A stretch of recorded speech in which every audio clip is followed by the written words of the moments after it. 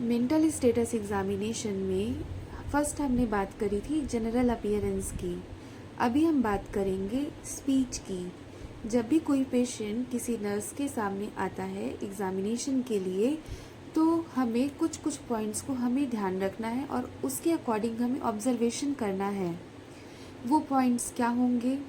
जैसे कि volume. First क्या है? वॉल्यूम। सेकंड है रेट। थर्ड है टोन।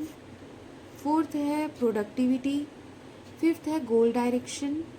एंड सिक्स है पिच। एंड सेवन्थ है रिएक्शन टाइम।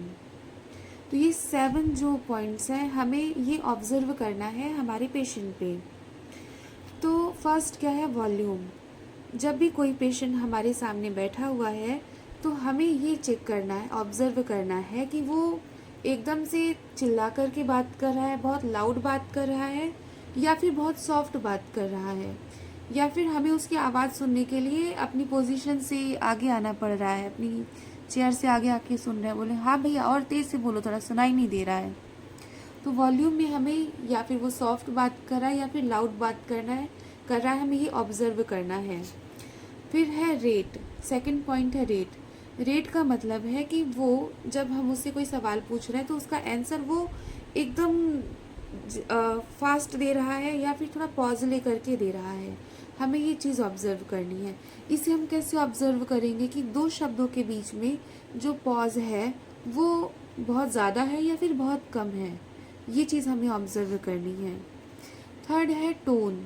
अब वो किस टोन में हमसे बात कर रहा है।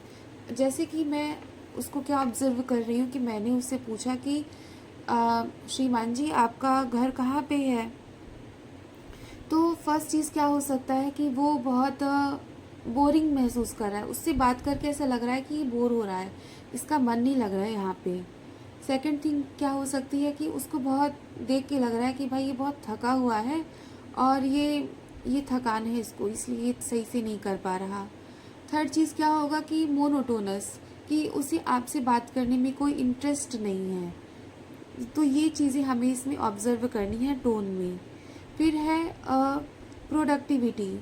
जैसे मैंने पेशेंट से सवाल पूछा कि श्रीमान जी आपने आज क्या खाना खाया, तो क्या आपने खाना खाया है, मैंने उनसे ये सवाल पूछा, तो उसको देना है हाँ या ना में आंसर, इसका हो सकता है।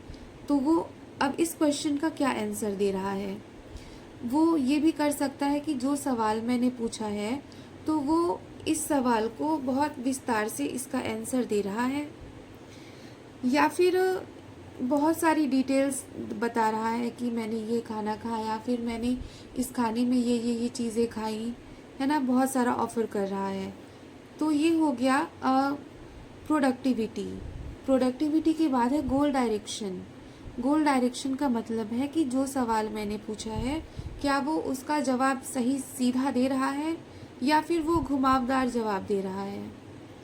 तो इसमें या फिर जो आंसर वो दे रहा है क्या वो मेरे क्वेश्चन के अकॉर्डिंग है कि वो कुछ भी बोले जा रहा है, और जो सवाल मैंने पूछा है क्या वो उसका सीधा जवाब दे रहा है। हमें ये चीज़ें ऑब्जर्व करनी है किस चीज़ में? गोल डायरेक्शन में। अब है पिच। जैसे वो बात कर रहा है तो क्या उसकी जो पिच है वो बहुत क्राई है, मतलब बहुत फटी फटी आवाज़ है, या फिर बहुत सॉफ्ट है, तो ये चीज़ हमें ऑब्जर्व करनी है। या फिर उसकी आवाज़ बहुत ज़्यादा थिक है, तो ये चीज़ें हम किस में देखेंगे? पिच में देखेंगे। अब है उसका रिएक्शन टाइम।